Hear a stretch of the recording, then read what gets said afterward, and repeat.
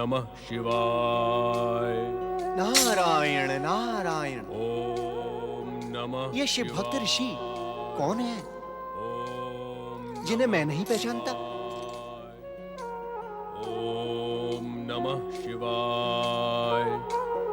ओम नमः शिवाय। नारायण नारायण। ओम नमः शिवाय। ओम नमः शिवाय। ओम नमः शिवाय। ओम नमः शिवाय। ओम नमः शिवाय। ये तुम्हारी बुद्धि एवं स्मृति की परीक्षा का अवसर है नारद। इन ऋषिवर से इनका नाम पूछे बिना ही तुम्हें इनकी पहचान का पता लगाना होगा। नारद, तुम तो ब्रह्मा जी के मानस पुत्र हो। तुम्हें तो जन्म से ही अनेक सिद्धियां प्राप्त हैं, परंतु तुम सदा प्रश्नों के साथ जिज्ञासा के सागर में भटकते रहते हो। इन ऋषिवर का परिचय जानने के लिए तुम अपनी दिव्य दृष्टि का प्रयोग क्यों नहीं करते हो?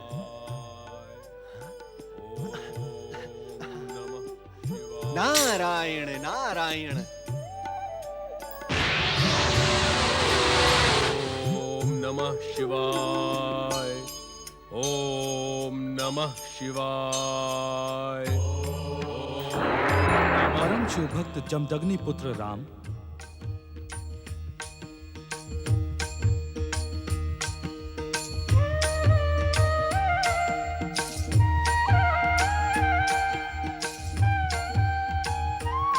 परम शिव भक्त जमदग्नि पुत्र राम, हम तुम्हारी तपस्या और शिव आराधना से प्रसन्न होकर तुम्हें यह अपराजेय परशु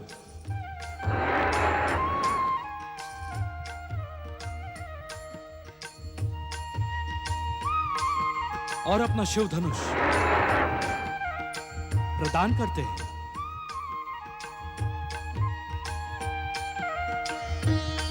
आज से तुम राम नहीं परशुराम के नाम से विख्यात होगे।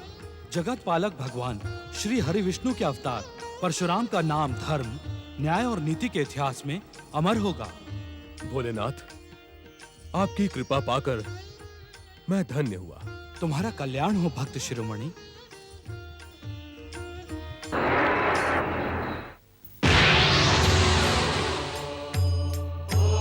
ओम नमः शिवाय।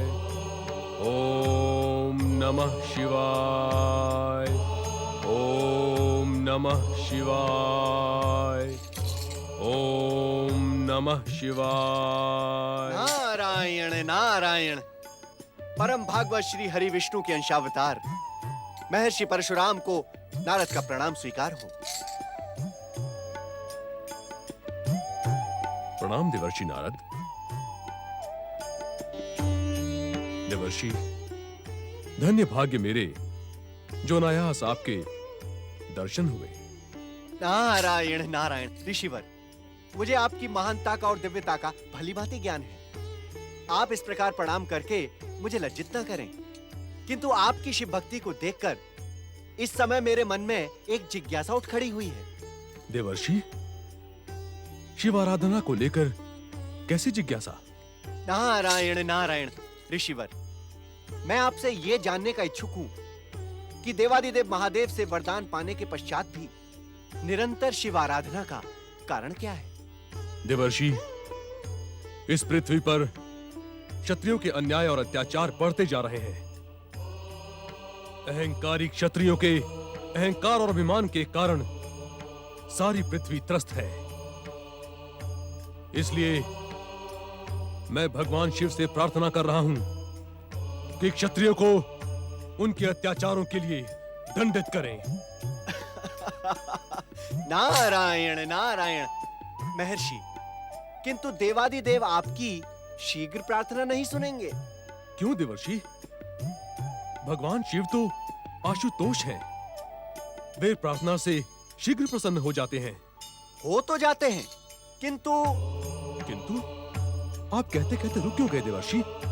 ऋषिवर, अभी अभी कैलाश पर एक विचित्र किंतु एक प्रेरक घटना घटी है। देवादिदेव महादेव उससे विशेष प्रभावित हुए हैं। इस कारण विचित्र एवं प्रेरक? ऐसी कौन सी घटना है देवर्षि? ये तो आप स्वयं कैलाश जाकर ज्ञात कर लें।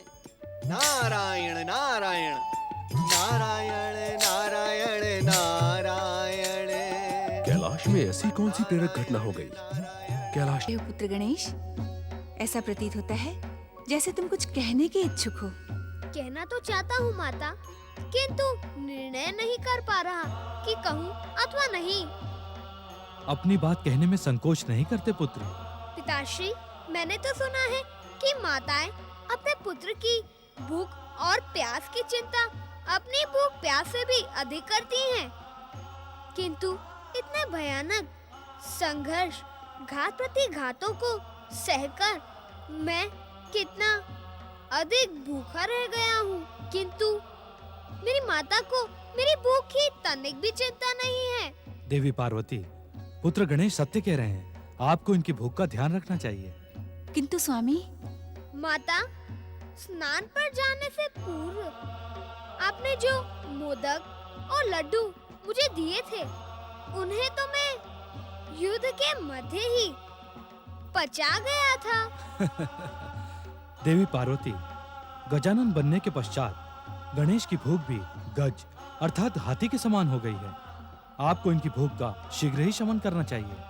मैं तो भूल ही गई थी पुत्र गणेश कि तुम अपने पिता के समान युगों तक निराहार नहीं रह सकते। मैं अभी तुम्हारे लिए स्वादिष्ट मोदकों का प्रबंध करती हूँ। देवी पार्वती, श्री गणेश को अपनी दिव्य शक्ति से नहीं, अपितु माँ की ममता का प्रमाण देते हुए स्वयं अपने हाथों से मोदक बनाकर खिलाएं। जो आज्ञा स्वामी। पिताश्री, क्या माता अपने हाथों से मोदक बनाकर आपको भी भोग लगाती हैं? पुत्र गणेश, मोदक का नाम तो हमने पहली बार तुम्हारे प्रकट होने के पश्चात तुम्हारे ही मुख से सुना था। हमें तो ये भी ज्ञात नहीं कि मोदक कैसे बनते हैं, किंतु आज हम तुम्हारी माता पार्वती की रसोई अवश्य देखेंगे।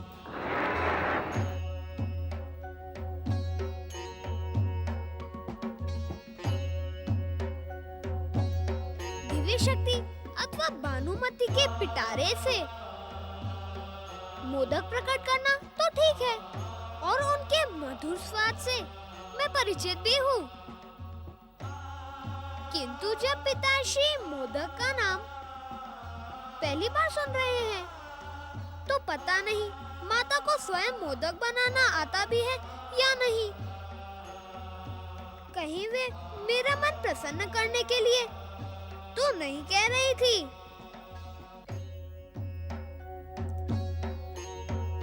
किंतु माता असत्य क्यों कहेंगी? मोदक आने तक मुझे प्रतीक्षा करनी पड़ेगी।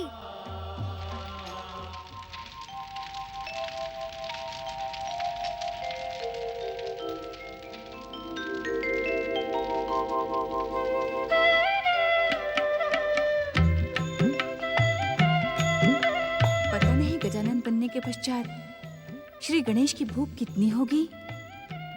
कहीं मोदक के इन थालों से उनकी भूख शांत ना हुई तो।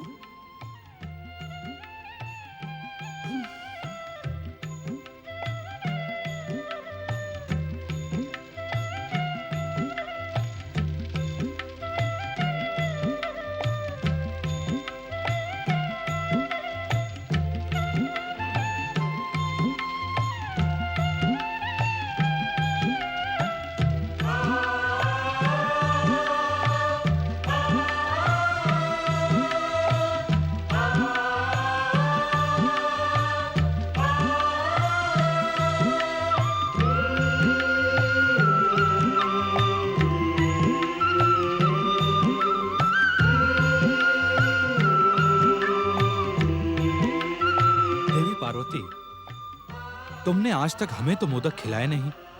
पति और पुत्र के बीच इतना पक्षपात क्यों? स्वामी, देवी पार्वती, मेरे परिहास को आप अन्यथा ना लें। पुत्र के प्रति स्नेह में ही पति का सम्मान और प्रेम छुपा रहता है। किंतु क्या स्वामी? सुमुखी शक्ति स्वरूपा देवी पार्वती, तुमने हमें बताए बिना ही अपने पुत्र की रचना कैसे कर ली? यदि तुम बता देती तो ये सारा कांड होता ही नहीं। मुझे बताने का अवसर ही कहाँ मिला स्वामी। मैंने तो स्नान अनुष्ठान के पश्चात श्री महागणेश के पूजन का संकल्प किया था। अपने संकल्प की पूर्ति से पूर्व मैं आपको अवश्य बता देती, किंतु आपने मेरे बताने से पूर्व ही श्री गणेश पर त्रिशूल से प्रहार कर दिया। वो हमारी भूल थी देवी पार्वती। योग और वैराग्य को धारण करने वाले शिव में क्रोध की उत्पत्ति न जाने कैसे हो गई। स्वामी, स्वयं आपने ही तो कहा था कि ये सारी घटनाएं परम देव श्री महागणेश की इच्छा एवं संकेत से हुई हैं। तो भूल का प्रश्न ही कहाँ उठता है। जो हुआ वो तो होना ही था। सत्य तो ये है स्वामी कि जन्म जन्मांतरों से मैं श्री महागणेश के इसी रूप की माता बनने की कामना कर रही थी। श्री महागणेश का गजानन स्वरूप मुझे सबसे प्रिय है। अर्थात परम देव श्री महागणेश के साथ शक्ति स्वरूपा देवी पार्वती की इच्छा और लीला भी सक्रिय थी। देवी पार्वती, श्री गणेश को श्री महागणेश जैसा गजानन रूप प्राप्त हो, कहीं इसी कारण आपने ही तो श्री महागणेश के साथ शक्ति स्वरूपा देवी पार्वती की इच्छा और लीला भी सक्रिय थी। देवी पार्वती, श्री गणेश को श्री महागणेश जैसा गजानन रूप प्राप्त हो, कहीं इसी कारण आपने ही तो इस लीला को नहीं रचा। नहीं नहीं स्वामी, वास्तव में ये लीला परम देव श्री महागणेश की ही है, जिसमें हम सभी पात्र बन गए। अर्थात श्री गणेश के गजानन बनने के कारण आपकी जन्म जन्मांतरों की कामना पूर्ण हुई। आपने जो इच्छा की वो मिल गई।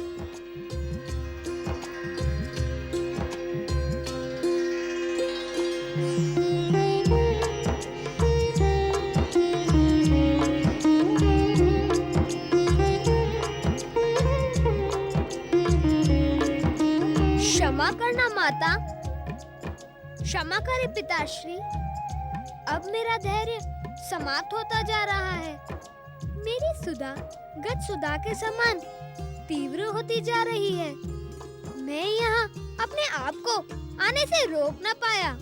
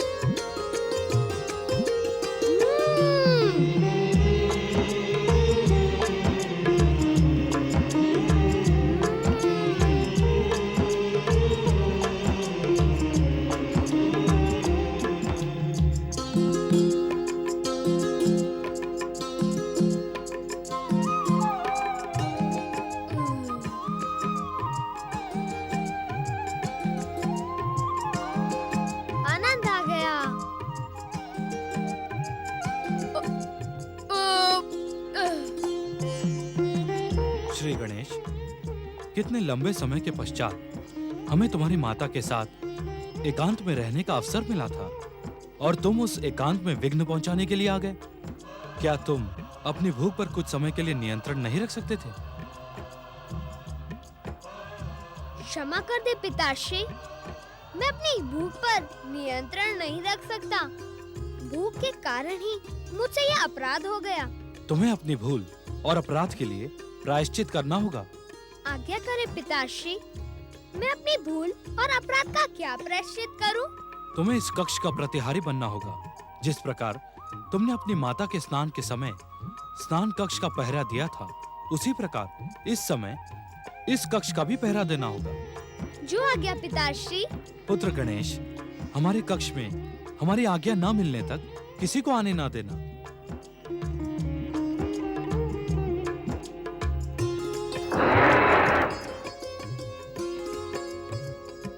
ये लो पुत्र, हमारा त्रिशूल धारण करो।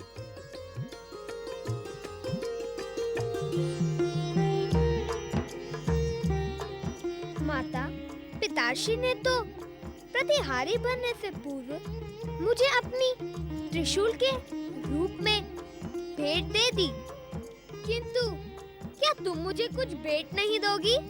कैसी भेंट श्री गणेश? पिछली बार जब मैं आपकी आज्ञा से प्रतिहारी बना था, तब आपने अपनी दिव्य शक्ति से प्रकट स्वादिष्ट मोदक और लड्डू मुझे भेंट किए थे, किंतु आपके हाथ से बने मोदकों के सम्मुख वे दिव्य मोदक तो स्वादहीन हैं। श्री गणेश, आपके कक्ष के बाहर पहुंचने से पूर्व ही ये मोदक के थाल बाहर पहुंच जाएंगे। सत्य माता।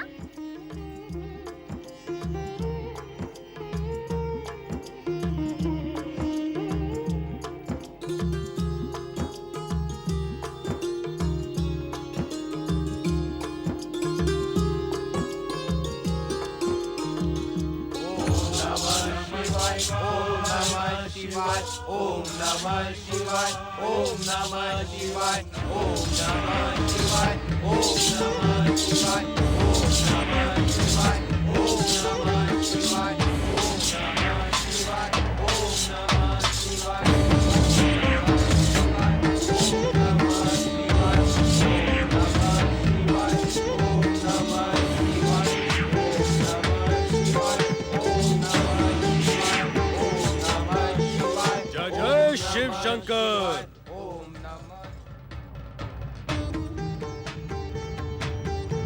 हमारे आराध्य भगवान शिव कहाँ हैं? महाराज नंदी, शिव गणों, मेरे प्रश्न के उत्तर में तुम सब मौन क्यों हो? मेरे प्रश्न का उत्तर क्यों नहीं देते? बताओ, कहाँ है शिव शंकर? जब वे हमें बताकर नहीं गए तो हम आपको क्या बताएं कि वे कहाँ गए हैं? शिव गणों, तुम शिव के सेवक और कैलाश के रक्षक हो। शिव कहाँ जाते हैं ये ज्ञात रखना तुम्हारा कर्तव्य है। अतिशीघ्र बताओ, कहाँ है भोलेनाथ? हमें ज्ञात नहीं कि वे कहाँ हैं। हम आपको कैसे बताएं? आप इस प्रश्न को बार बार क्यों दोहराते हैं? महाराज नंदी, तुम हमारी उपेक्षा और अपमान कर रहे हो। इसे आप अपना अपमान समझें या उपेक्षा? हम सत्य कहते हैं कि भगवान भोलेनाथ के स्थान का ज्ञान हमें नहीं है। वे मुझे कुछ भी बताकर नहीं जाते हैं। भगवान शिव यदि नहीं बताते तो तुम्हें तो ज्ञात रखना चाहिए। भगवान शिव के जाने के स्थान का ज्ञान रखना तुम्हारा कर्तव्य है। ऋषिवर, आप अपने क्रोध में हमारे कर्तव्य की परिभाषा रचने का प्रयास ना करें। युगों युगों से हम शिव के सेवक अपनी सेवाओं से उन्हें संतुष्ट करते रहे और उनकी कृपा प्राप्त करते रहे। भोलेनाथ की कृपा के कारण ही तुम्हें शिवगण जैसा महत्वपूर्ण पद प्राप्त है, अन्यथा तुम सब इस योग्य हो ही नहीं। ऋषिवर, आप हमारी योग्यता पर प्रश्न चिन्ह न लगाएं। शांत रहकर शिव ध्यान में लीन होकर आप प्रतीक्षा करें, नहीं तो आप जैसे आए हैं वैसे ही लौट जाएं। नंदी, हमारे क्रोध को जगाने का दुस्साहस न कर, अन्यथा अनर्थ हो जाएगा। हम अपने आराध्य भगवान शिव को स्वयं ही ढूंढ निकालेंगे।